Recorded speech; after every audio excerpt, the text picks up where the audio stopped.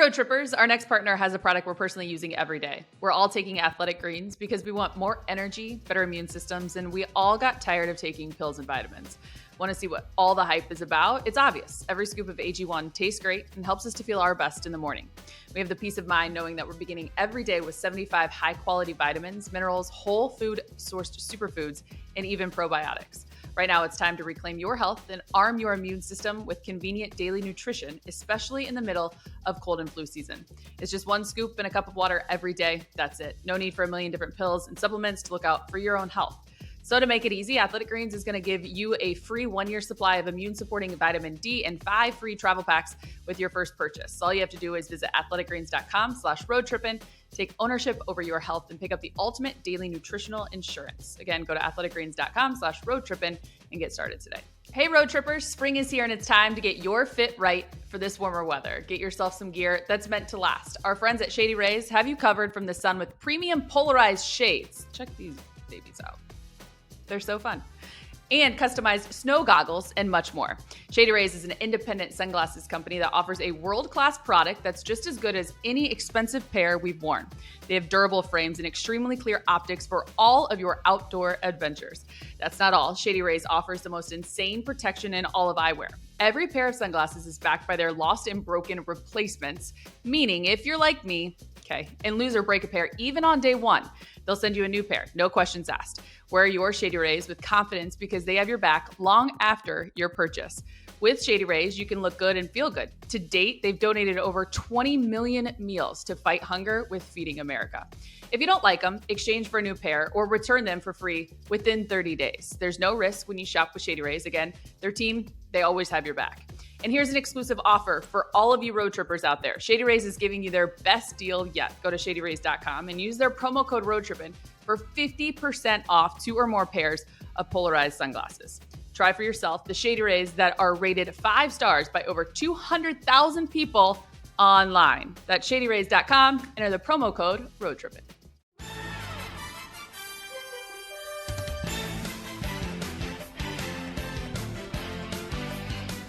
Let's continue the morning spice with ALLIE Clifton before 10 a.m. Channing, shall we? Willie Stroker.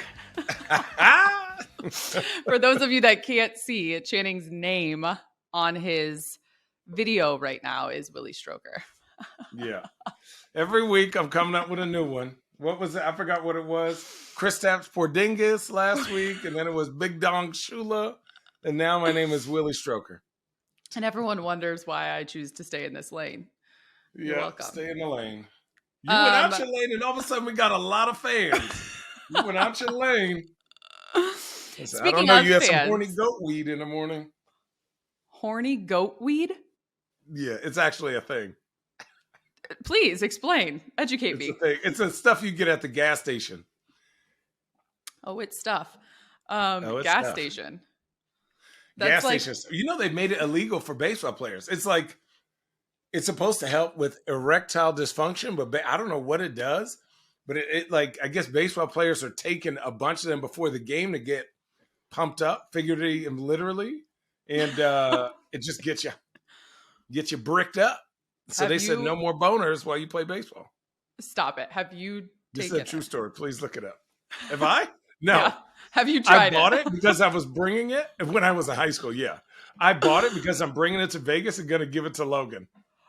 Oh my God. I literally was just going to say, can we experiment on your brother? Yeah, for sure.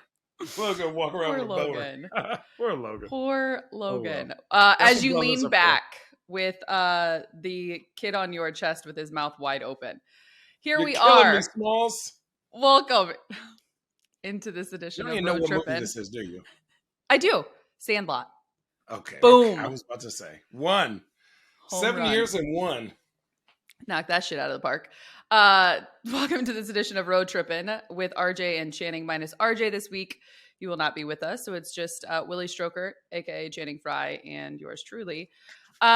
Speaking of fans, we're going to have a couple fan questions littered throughout this episode. We're going to dive into the latest with the NBA. I actually just had to stop you because you're ready to go in on the Nuggets. I wasn't ready to go in. That's not true. But you have a take. I have a take on it. Yeah. I have Same. But we're going to start with a fan question from Not gonna lie. I thought when I looked at this, it was Jason Turtle Dick. Jason But it's Turtle from Dick. Jason Turtle Duck. Oh, boo. I want to touch Jason Turtle Dick. What was some insider info that you couldn't share then, but can share now?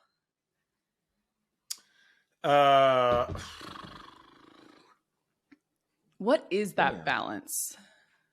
Like, at what point of your career do you have to be removed so much that you can actually say something without getting a... I think it would be more like a scouting report. I think we've already talked about it, but like, I think when you play the Warriors, you have to make them play one-on-one, and you can't let them pass, move, cut. They're just too good. Yeah, but you got to be. That was the one thing. Like the biggest game was like you got to grab them, right? You got to make them upset. You got to be physical with them. We got to shake them a little bit. But that was the only thing. But other than that, really nothing. I tell pretty much everything that's to be told. Was there anything when you guys, like, you know how coaches oftentimes will keep their starting lineups, right? Yeah. And they won't reveal them till the very end. One, what's your take on that? And two, was there anything within, I guess, like the finals, for an example, when you guys won it in 2016, that was so secretive? You know what? We were psychotic in 2016 to the point where we would look at tweets and anything that their camp would say. So like one thing that was little that had nothing to do with us, right? Like literally nothing to do with the team. Do you remember when Steph Curry's wife got mad that she was delayed? Yeah. But it was because of Jay-Z and Beyonce. And she was like, this place is disgusting. And how would they do this? And they're trying to mess with us. Like that has nothing to do with anybody on the court. But we were just trying to pick and choose anything to hate them more. Right? No way. Like, any little thing. So like anything that their family said in the paper, anything that, like what Clay said, like Bron hurt his feelings, what like any of those things, like made us, we just started like obsess over it as a team to be like, dude, F these guys. But like even our, everyone makes a big deal about like the Ultimate Warrior shirt. Those are passed out free wrestling shirts from the company that we have been wearing. Homage. Right? If anybody noticed, our whole team was wearing like Undertaker, Bret the Hitman Hart, the Ultimate Warrior, like all these players. It just happened to be that was an extra shirt that Bron had brought already to wear.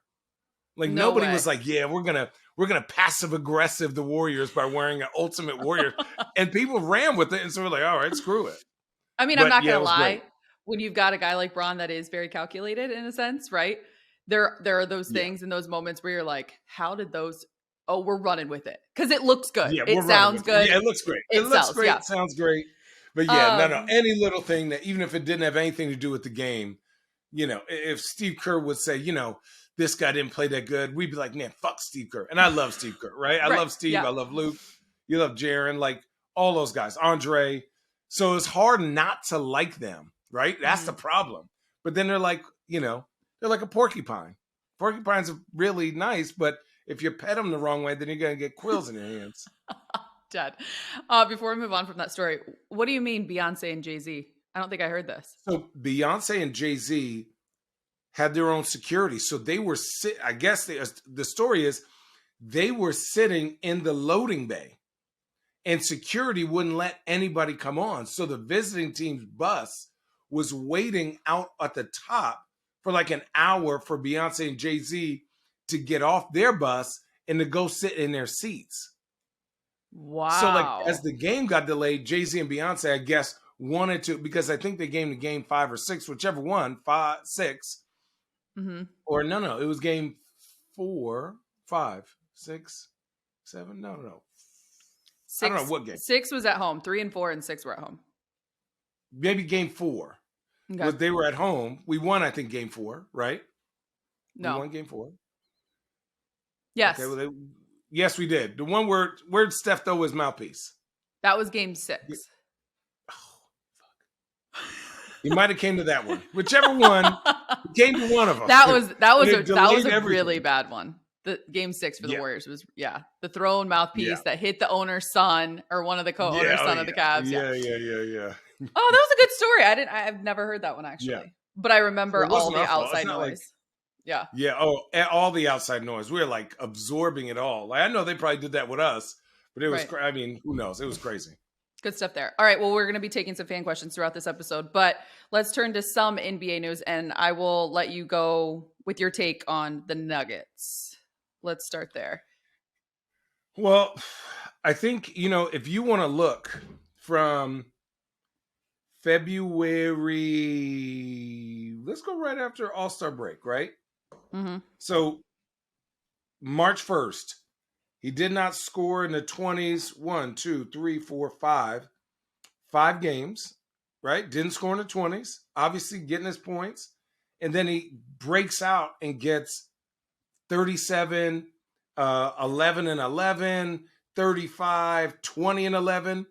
And you know what's crazy? Those are crazy numbers, but the Nuggets lost, right? To the Bulls. And then they lost to Chicago, Nets, and the Spurs. So, to me, here's the one thing, and I said this is the only thing I worry about. During the regular season, during the first 67 games, teams, it's hard to really scout. Mm-hmm. But for me, when you get to the end and teams want to try new things, like teams like the Spurs who have nothing to play for, right, other than to go out there and learn, now coaches get to try different things, right? So the fact that they're losing to these teams different ways, to me, is a little, like Vooch gave them buckets, San Antonio just kind of blew them out of the water, and then they lost by 20 to Brooklyn. So not like I'm overreacting, but what I'm looking at is that Jokic, they were winning when Jokic isn't doing that, like isn't getting 20s. But the minute he starts scoring up high, they start losing to teams they shouldn't be losing to. That is not good for the playoffs. And here's why. Because teams are going to say, stay at home and make Jokic beat you.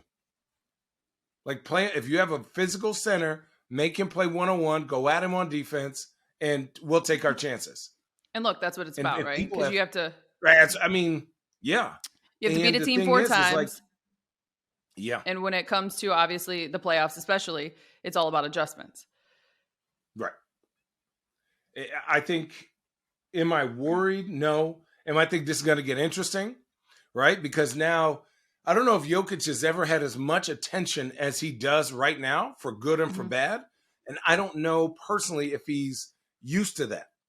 Right? He's in Denver. Everybody watches him. But, like, there's never any real criticism. Right? Like, Jokic, think about this. Vucevic goes in there and barbecues him, and nobody says anything.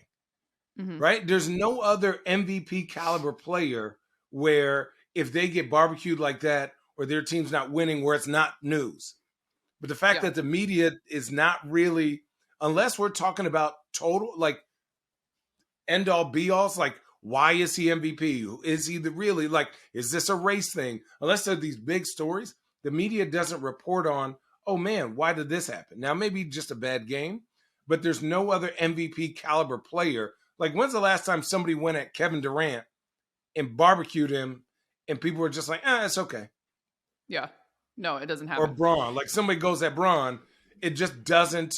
Or Giannis. Like, when's the last time somebody was like, I'm going right at Giannis every single time? You just don't see it that much. Right? So I think it's interesting just to watch. Just something I've noticed over this last week. And I'm noticing that teams are kind of revving up and having specific game plans for the Nuggets that they probably haven't seen before. Okay, so the Nuggets are in that number 1 seed still with a 5-game lead. Still, of course. There's about 14, 15 games left. Do you think, they'll hang on to that number 1 seed?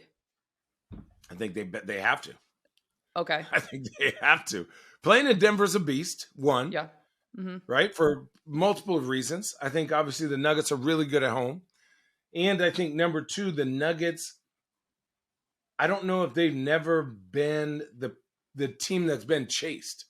So them at home takes a lot of pressure off of them to like, they can make some mistakes and still have a chance, due to momentum. But I mean, if you're first, let's just look at this. This is what sucks about the Western Conference. If you are first and the Lakers have been balling lately, and I tweeted this, I don't care about that last loss. It was wild to me. I said, what the fuck team is this? I mean, I've only been asking the question and putting it on our text messages for the last 3 weeks. It's all because of one dude. You know his name. Jared Vanderbilt. One dude changed the whole complexity of the team. How crazy is it, though, that last night had the Lakers transitioning from the Nuggets for a second to the Lakers? How crazy is it that before the end of that game, they were in the 9th spot? Had they won, they would have been the 6th seed? 7th seed had they won? I think it was 6th. Yeah, 7th. Minnesota's 34-34. Okay, and then had they lost, which they did, they have fallen to 12th, 11th? 10th. Okay, on this they have them in 11th, but yeah. Yeah, it's just... I think they own the tiebreaker versus New Orleans. How about that shit? Ooh, they have, which that is a big game coming tomorrow for the Lakers on the road in New Orleans. We talked a lot about the Lakers last week, so let's talk about New Orleans. What happened? Dude, I don't know. Like, it's a sensitive subject talking about anybody with injuries, but it was like, dude, I had this team being third. Like, I thought this team could, do it. And I'm just like, they are just, I mean, obviously they beat the crap out of the Blazers, but, boo-hoo.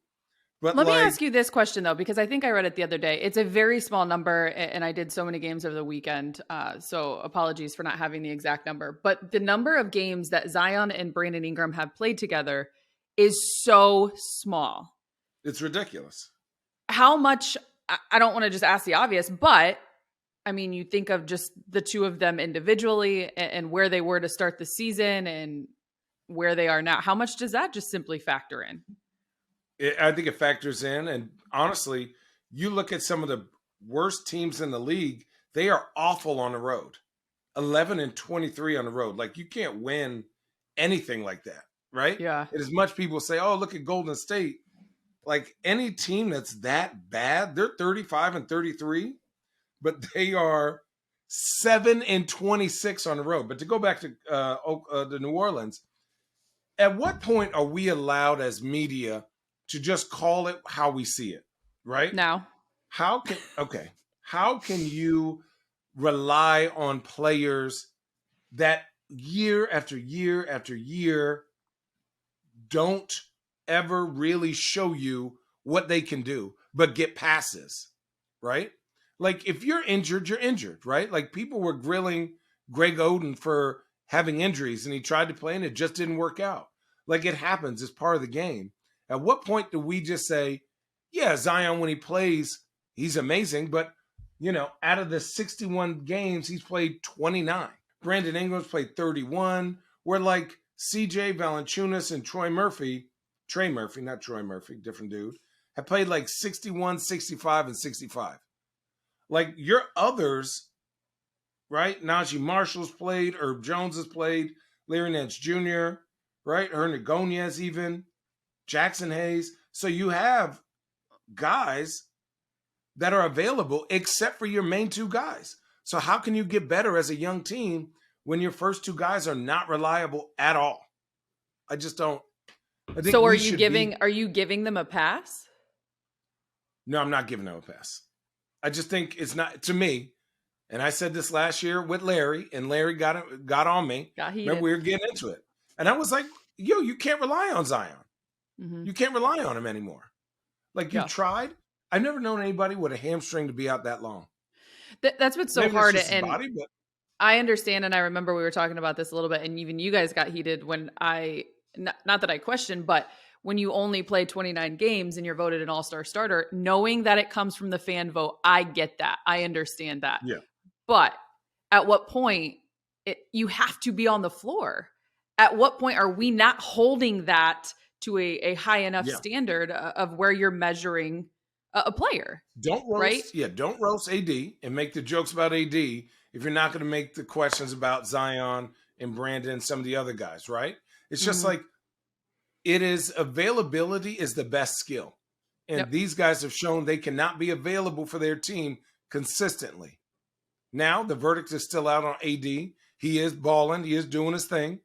But for how long, right? And you should be rewarded for that. I mean, you should be rewarded for being available for your team to be successful. Do you think the Pelicans will make the postseason? They have Lakers tomorrow, Houston, San Antonio, Charlotte. Ooh. Then you've got at Clippers, at Portland, at Golden State, at Denver. Clippers, sack Memphis. So the next stretch is important, but that's only about 3 to 4 games. Yeah, they better win all them boo-boo games. And then you're finishing your season with all playoff teams as it stands right now. Yeah, but those playoff teams may be maneuvering at that point. So that's 50-50. That's if your guys are available. So let's say Zion is he even coming back this year? Your guess is as good as mine. And I hate to say that. I hate to say that.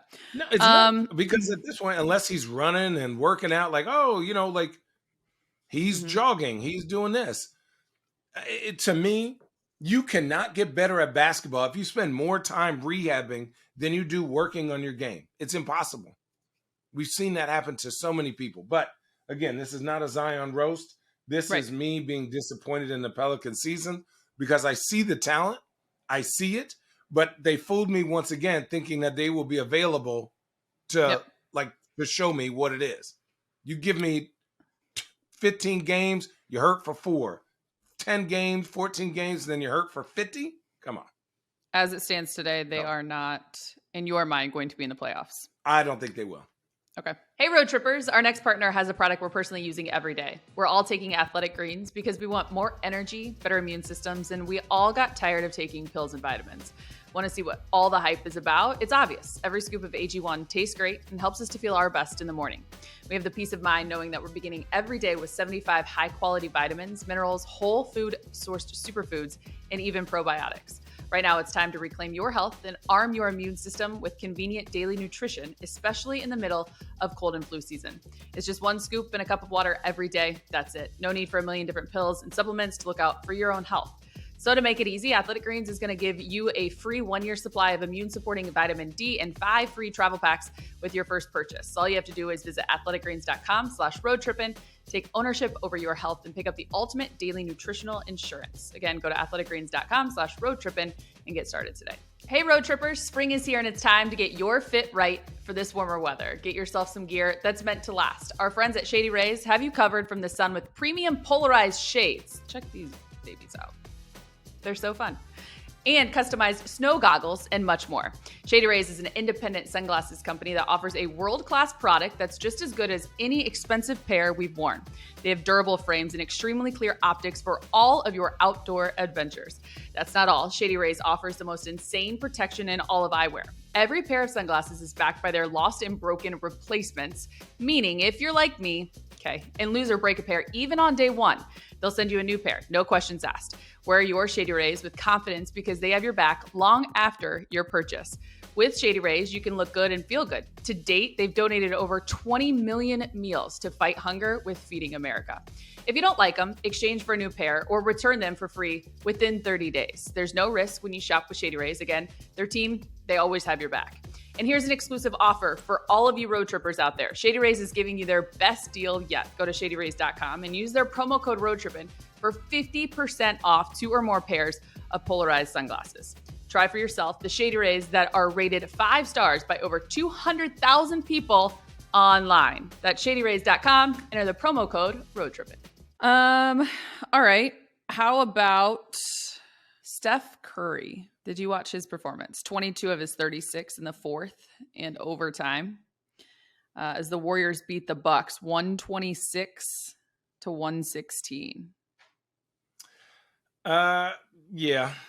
Unfortunately, I did. I mean, He's just nasty. But I also think the Bucks aren't going to, during a regular season, change up anything that they're doing, right? Mm-hmm. Also, they were missing that big monster, weren't they? Because of his wrist? Yeah. I mean, listen. So it's just job, another guys. regular. It's just another regular season game for you. What, for the Bucks? Yeah. Drew Yeah. Holiday. When is it not for the Bucks, who continue to show and prove? The Bucks are a veteran team, and they're like, dog, we have like top 10 defense, top 10 offense. We're just like, you know what? We're gonna play them and learn. We're not gonna give them any schemes. We're not gonna really go at them. Also, Drew Holiday. Like, if you really think about it, Drew Holiday had a costly turnover. I think Chris Middleton had a turnover. Like, they had a bunch of turnovers that like shouldn't happen. They're just like kind of like bloop, just go out of the way. And so for me, I'm not worried about the Bucks. I think that was a big win for Golden State.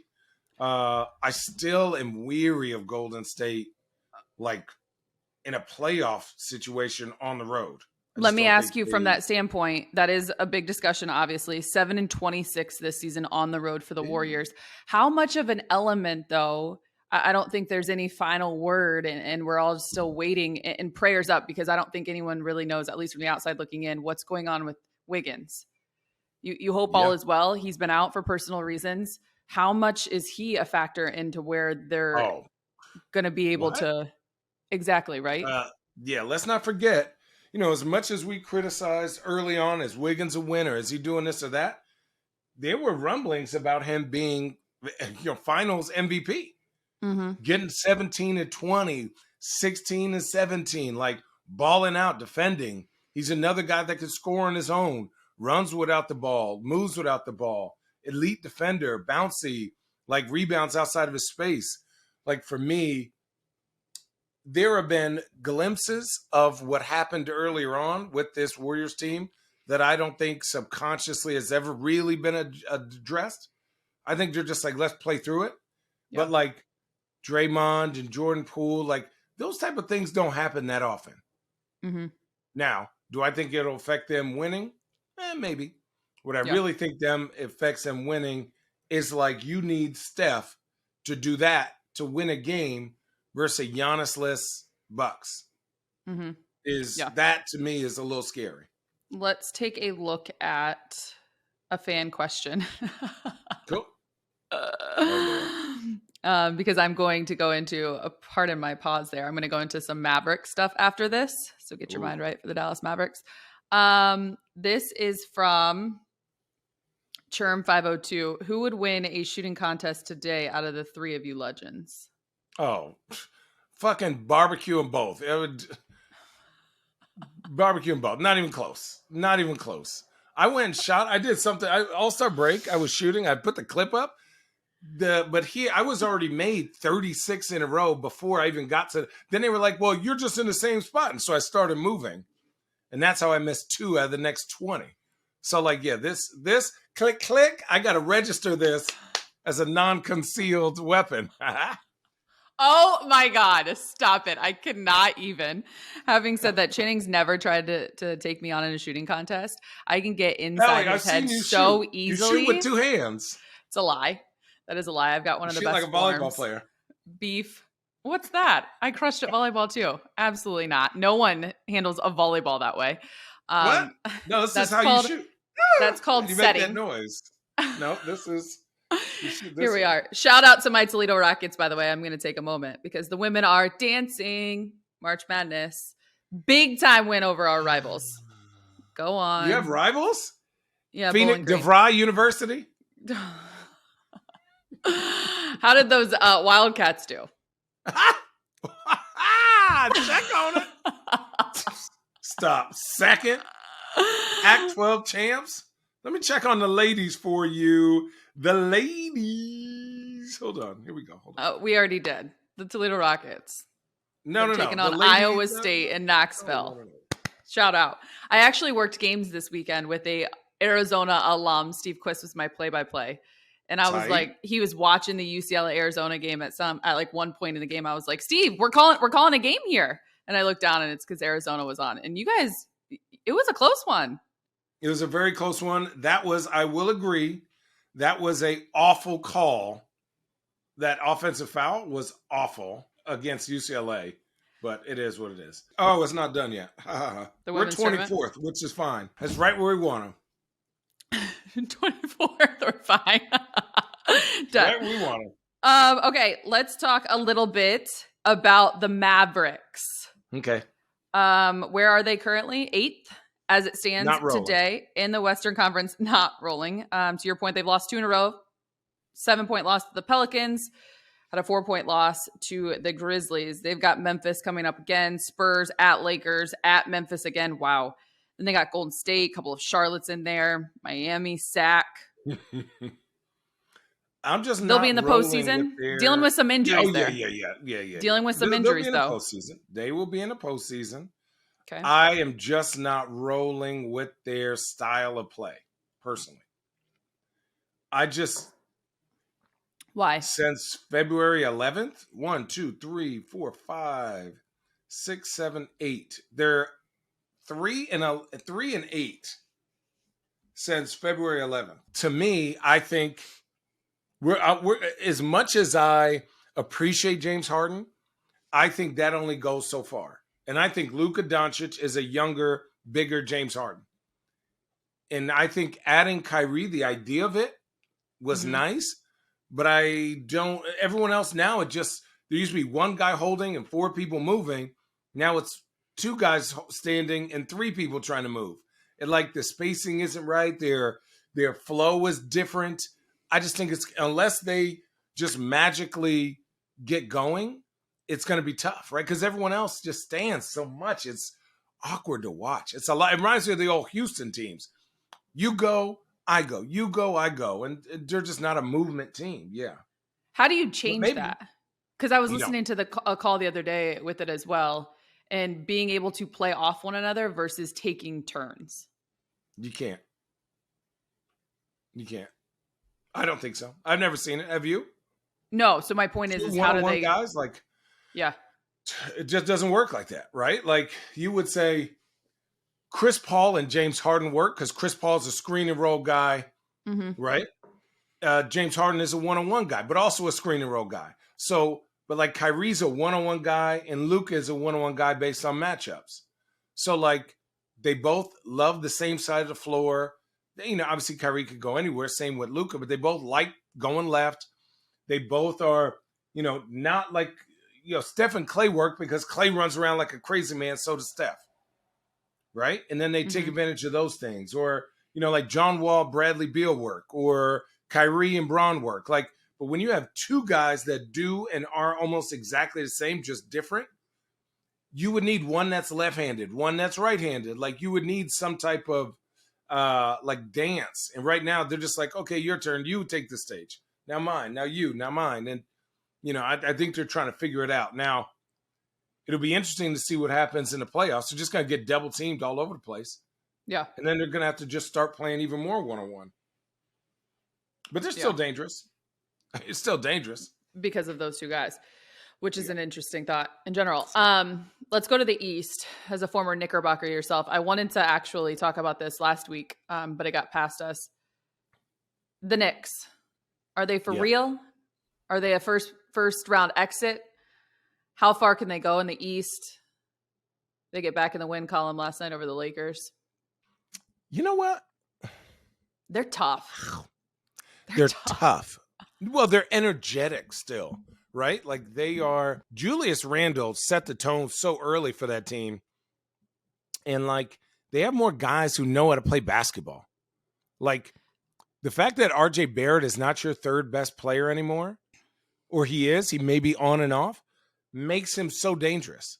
Who do you have? Right? It's like Brunson, Randall. Brunson, Hart. You're putting Hart number 2? Number 3. Number 3. Okay. Now here's why. Okay, so you got Brunson, Randall, Hart. Okay, gotcha. Yeah. Here's why I have Josh Hart over RJ Barrett. Josh Hart does every little thing that is needed consistently. getting rebounds outside his area, pushing the pass, cutting, screening. To me, that is like, why is Andre Iguodala so invaluable when he plays to the Warriors? Because he's not out there for stats. Like, if, in college, our coach told us, don't do the same thing the last person did. Like, if one dude dribbles, pump fakes, and kick it to you, you drive to the hole and kick out, or you drive to shoot, or you're ready to shoot. Like, don't catch the ball, hold it, and dribble again, and then the next person catch the ball, dribble again. Like, if you watch Josh Hart play, he's just another guy who knows basketball, where I think RJ sees the game linear. He sees it like, I'm going to the rack, I'm going to the rack, I'm going to the rack, which is fine, which is good, but he's in a place now where he doesn't have to think about really making plays for others, because by the time it gets to him, the right play is for him to play the way that he does. Yeah, fair. The Josh Hart last night is specifically, to your point, the offensive rebounds late, the free throws, that just the stability that a guy like that, when he's not your number one guy. Yes. Yeah. But he knows. He's just like, okay, Julius has drove 6 times. No one else is touching it. You know what I'm going to do? Dribble handoff, and I'll roll to the hoop. Now it's creating an action. Now I kick back out to the 3. He's creating energy for the other guy, for the other side of the floor. Julius is going to dribble down. He's going to hit you with his one-on-one moves. He's going to try to get fouled. He's not really a shaker and mover like that. Like, Julius isn't a screen real hard, roll, screen another guy. He's like a catch, let me be the best player on the court type player, which has shown out really well this year because the other guys do and move around him. Mm-hmm. Yeah, it's impressive. It's fun to watch, for sure. Oh, yeah. It's rare to find a Tibbs team with this much energy, enthusiasm late in the season, and it's dangerous because they're still running regular season sets.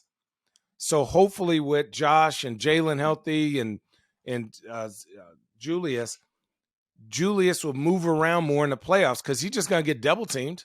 They're just going to double team the shit out of him. But now they have shooters and guys willing to score on those swings. Can we talk about how, it happened a couple weeks ago, but when D Rose got put in the game and the ovation and the love, we had him on the podcast. Obviously he was a teammate of yours in Cleveland, Channing. Like, it was such a wholesome moment for a guy. Yeah. I mean, it's God. D Rose is an interesting. I almost cried for that. It's awesome how much everybody likes him, even though he's done some wild things. Like, D Rose just up and left us and then came back and everyone's like, okay, no big deal. Like, went to Mexico and got married, like in the middle of the season. He was our starting point guard. He was on the Knicks, up and left the Knicks. But like, nobody remembers any of that because of what D Rose was and who he is as a person.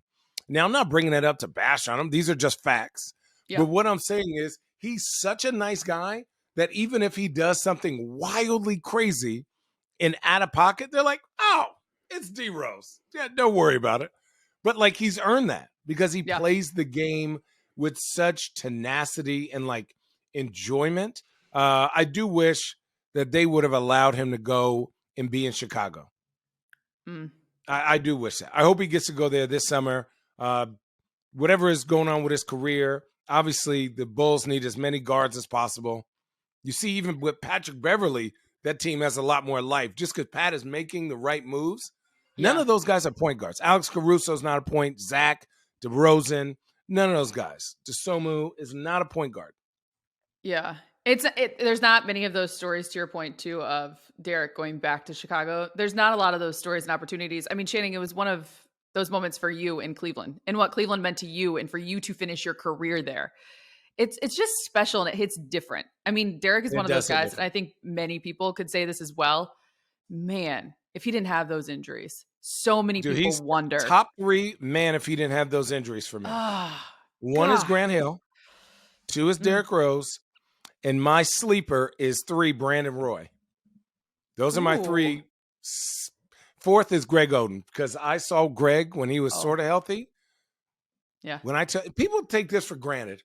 He broke his wrist and still shot 75% from the free throw line in college as a big man. Yeah. Like, Think Shout about out that. Like, Buckeyes. think about how hard that is, right? Yeah. And then came to the league, obviously had hip and feet issues, but like Dude is I saw the huge. talent, right? Huge, got into the booze a little bit, you know, like really was struggling with life itself, injuries. But like he was a guy that I go would have dominated the MVP or the MVP, the NBA, dominated. What was your thoughts on his quote that he just put out What do you say? in terms of letting down Portland, and he felt like he let people down? Oh yeah. You But know what? I think we see this a lot more now. mm-hmm, It is watching a kid grow up into being a man with mm-hmm, that much pressure. We see more people not live up to unnecessary expectations than we do for real. mm-hmm. If you think about it, like Braun is one of one, and we think Braun is normal. Braun is one of one in his own thing.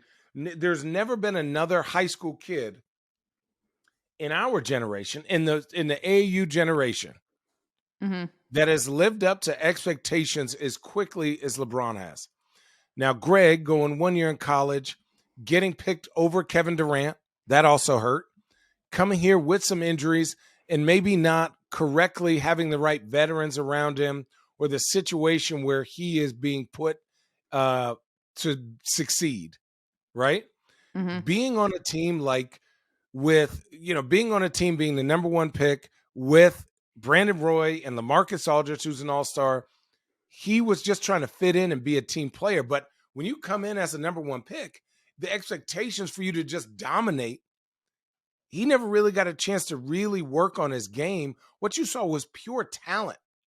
And Mm-hmm. that expectation became a weight. It took the fun away from basketball. Just to quote him too, I pulled up the quote just to make sure that it was accurate. I just felt like a failure. I felt like I let a lot of people down, letting Portland down, letting the whole entire staff and organization down.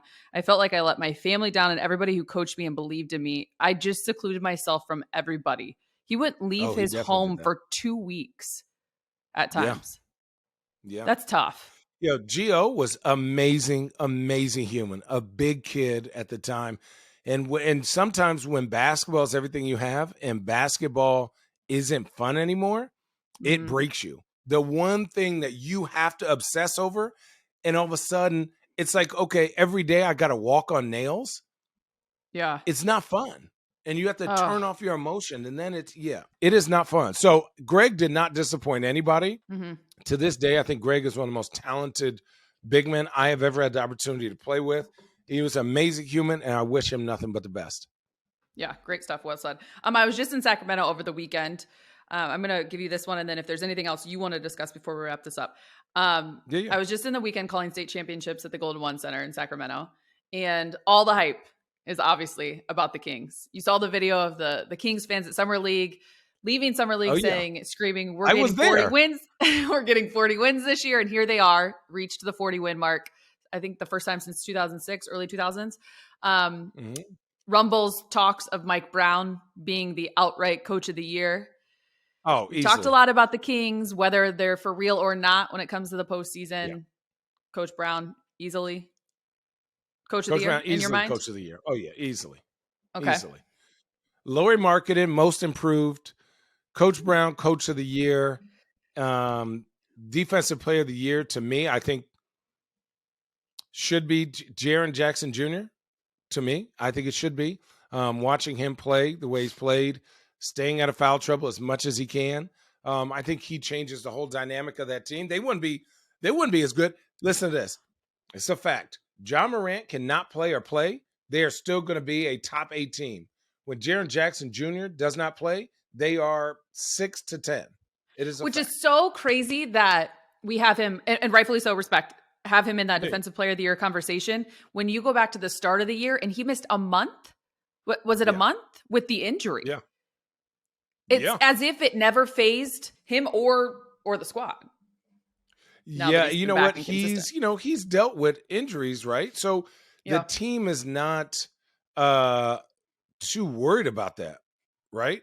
So he missed a month, and they obviously balled out early, and then they were doing they were like 500 early on, win 2, lose 2, win 1, lose 2. And then all of a sudden they went on that win streak in December where they just dominated that month. They went something in 4, the month in 4. Anyways, he is really good. I think Jaren Jackson Jr. should be it. Or you look at a guy like Brook Lopez, who all of a sudden just decided he wants to block shots.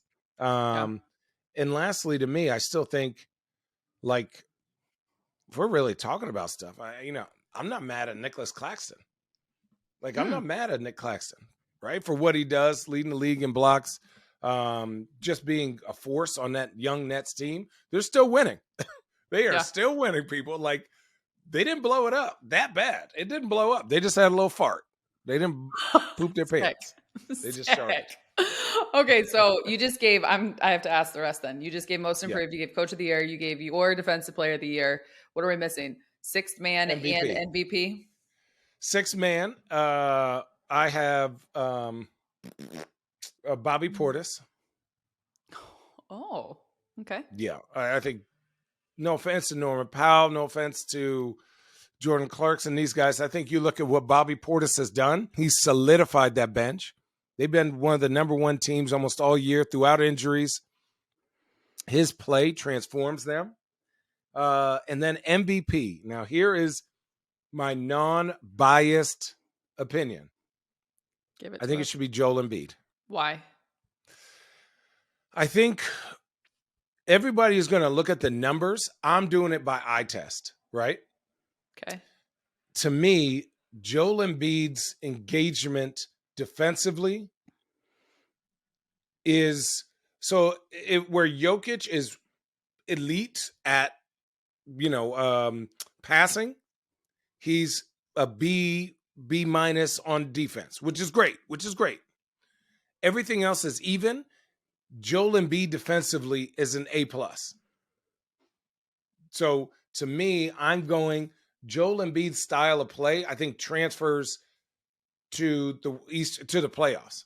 Now, is that criteria? Is that it? I don't know. This is just Channing talking.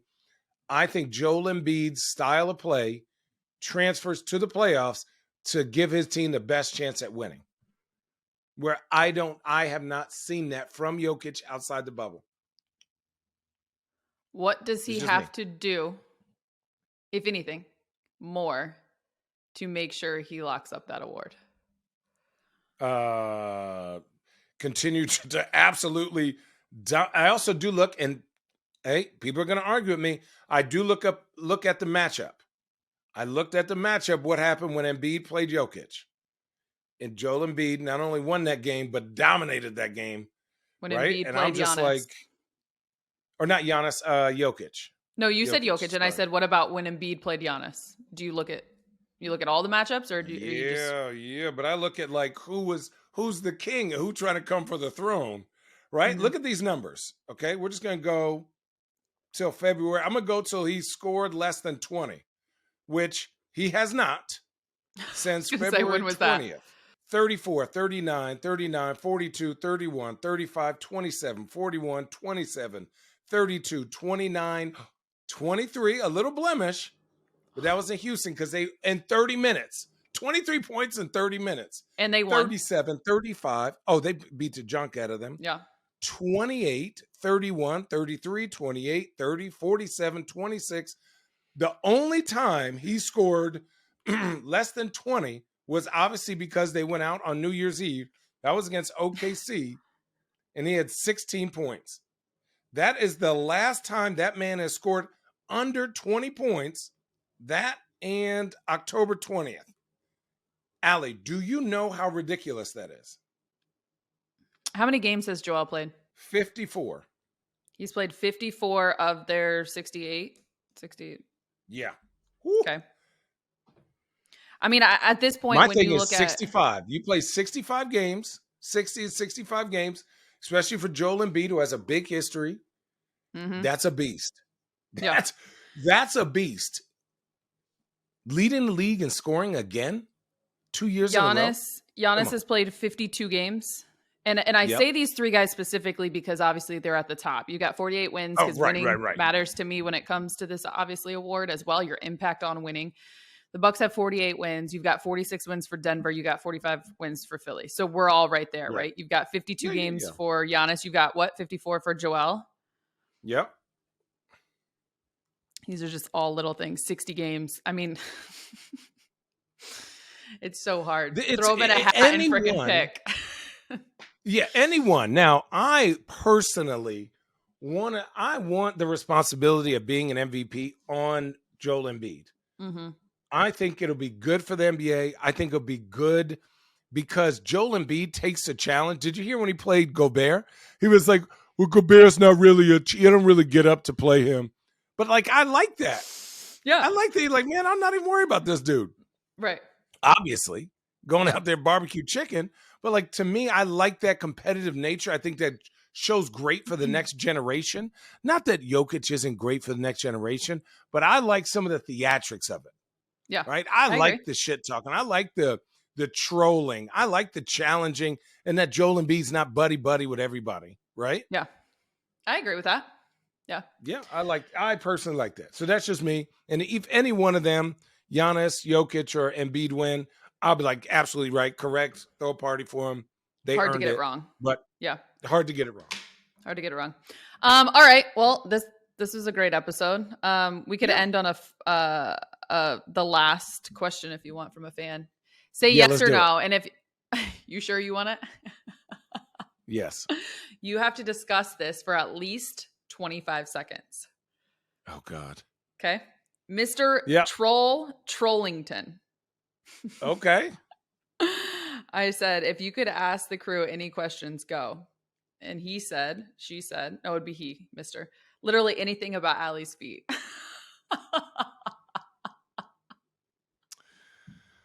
Oh, boy.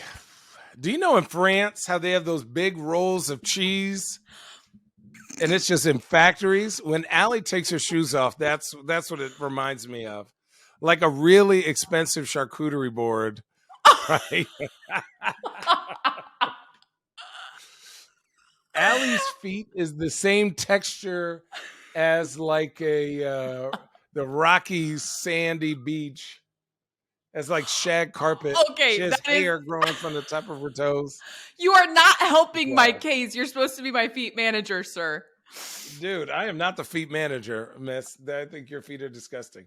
Me and you wear the same size shoe.